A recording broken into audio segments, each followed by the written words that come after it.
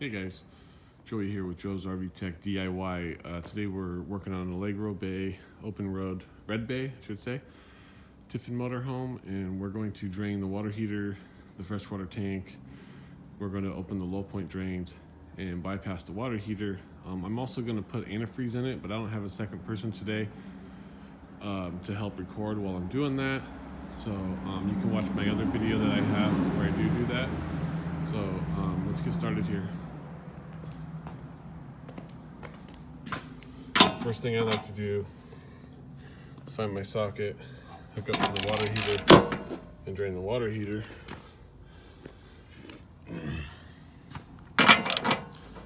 You want to relieve some of the pressure on this. You want to make sure that the water heater is turned off on electric and gas. Make sure it's not going to burn you. That's the first step, okay? Make sure it's cooled down. Don't just rush into opening this, because it will burn you.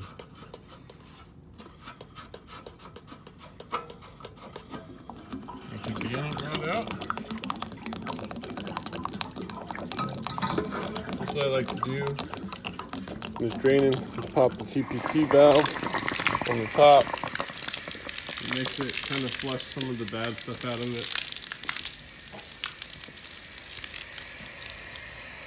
And it's the top valve right there. I open it after I've removed the anode rod on this specific motorhome. Not every water heater has an anode rod in it. You can see there's quite a bit of water in the water heater, and we're in Oregon right now, and we get some freezing weather here every winter, so it will freeze, and you'll have to buy a new water heater if you don't drain it and winterize your motorhome properly. What's nice about this motorhome is it actually has some built-in features here to make it easier to winterize, and there it is right there. Water heater bypass valve. So bypass normal flow. I already bypassed it. This is normal flow. You can see the arrow indicators, which way it's pointing to. That's bypass right there. So what we want to do over here in the right corner is we have the low point drains, this red and blue. However you want to open those up. One thing you can do too if you're blowing out your lines, or you're somebody that's just going to drain your RV, is open all your faucets throughout your RV, and that this way it'll help it'll help for gravity to flow the water out the bottom of the low point drains, because water does get trapped up inside of the faucets. So in this particular RV, it has the water filter right here. Here's our little water filter wrench. We want to remove that water filter too. Let's get our wrench on there. Now we're just going to turn it. If you don't have a wrench, you can use two hands or very big channel lock. I recommend getting the wrench though. Makes it easy. So this is full of water. If you don't remove this, looks like the filter on this one needs to be replaced. That's why it just separated itself right there. But you can see it's full of water. If you don't remove this, it will crack. And then you'll be buying a new filter kit. And that's not cheap. That's not supposed to come apart like that. So this one does need to be replaced. Sorry if it seems I'm a little out of breath today. I've been having a little problem with a cold here. So now that we have the filter off, I will put it back on without any water in it and without the filter cartridge. I'll leave the filter cartridge out. I'll make sure it seals up. Again, sorry I'm by myself today, guys.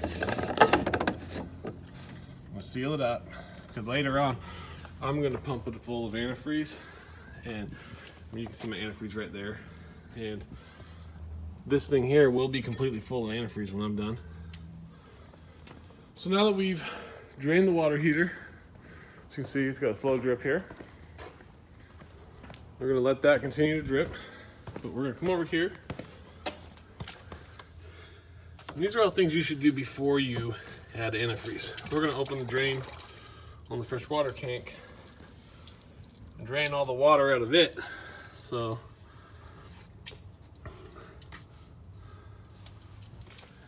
now my next step is to hook up to the city water with my pump so I can get ready to pump antifreeze. And again, since I'm by myself, guys, I won't be able to show it, but if you look at my other video, it shows you how to hook it up to the city water and what to do to each individual faucet as you're going through it.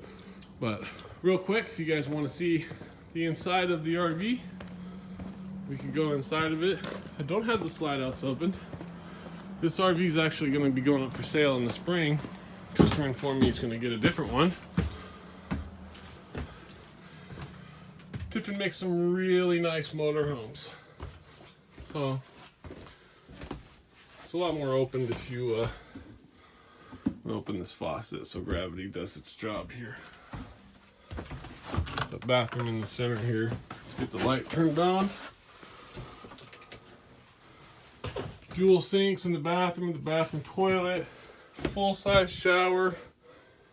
It's very nice.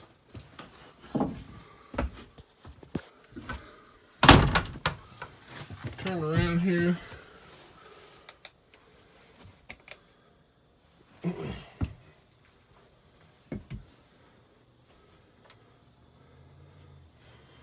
This is unique because each person likes a different comfort level for their bed, so they've gone ahead and done that.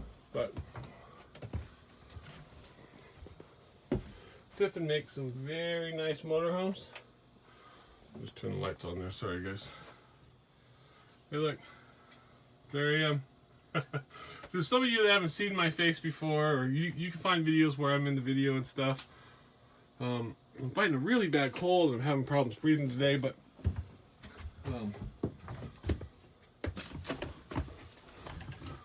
I'll get over it. I just wanted to kind of take you guys on a quick tour of this motorhome, but I hope some of the information I gave you in the beginning of the video was helpful. If you have questions, please feel free to comment below. And if you have any video ideas, let me know. We'll make some videos and we'll go from there. But until then, if you haven't subscribed, please do so.